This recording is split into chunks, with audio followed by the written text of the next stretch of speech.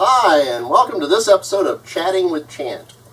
Today we're going to talk about tabletop gaming. Now, I know quite a few of you are familiar with Dungeons and Dragons. However, that's not what I'm going to talk about today. Today, I want to talk to you about one of my personal favorites, one that has been quite a bit of controversy in past years. Granted, it's been a good long while, but Vampire the Masquerade. I've always been a fan of this, and in fact, I've been playing this particular game in many iterations ever since I was about 17 years old. So almost a quarter of a century I've been reading and playing these games. In fact, recently, in recent years, I have passed on and started running games of this and teaching this to my children so that they will carry on the tradition, because I'm a firm believer in the benefits, which we will discuss, of tabletop gaming.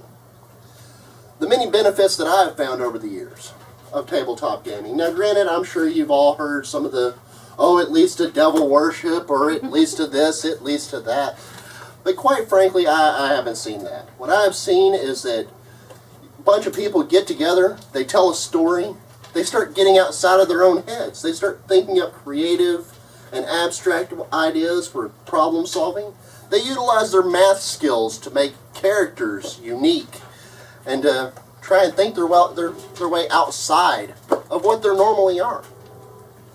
They create new characters, new worlds, and new stories. Because really that's what tabletop role-playing games are all about. It's all about stories.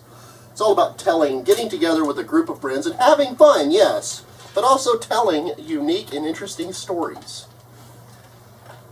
In fact, in these games, you create whole new characters for yourself. New personalities and personas that you have to act your way through and tell the stories of these new personas and characters and tell how they would react to different situations and stimuli. And in doing so, quite often you think through yourself and what you yourself would do in a normal, everyday situation when encountered these situations or stimuli. So you're kind of doing a self-awareness at the same time. So not only does it embrace the creativity side of your brain, but also the more logical and self-analytical sides of your brain. And all the while telling a great story, which is, once again, creativity. And let's face it, it's also all about having fun. In doing so, there's not just Vampire the Masquerade, no. We also have Werewolf, Mage, which is all about sorcerers and will workers, the Fae folk of Changeling, lots of different options to choose from, and everybody kind of finds their niche. It helps them find something deep inside themselves that still believes in that magic out there, and gets to play around with it a little bit.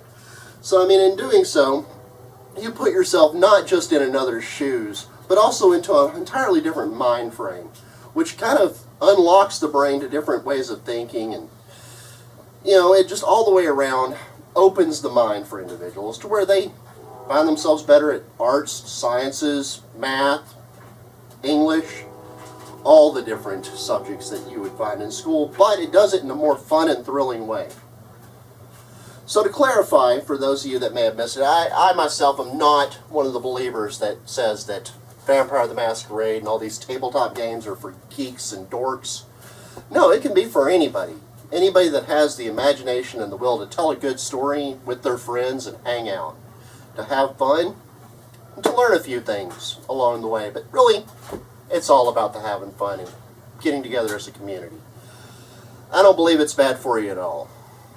Once again, this has been Chatting with Chant, and we're discussing tabletop gaming. Thank you, and have a good evening.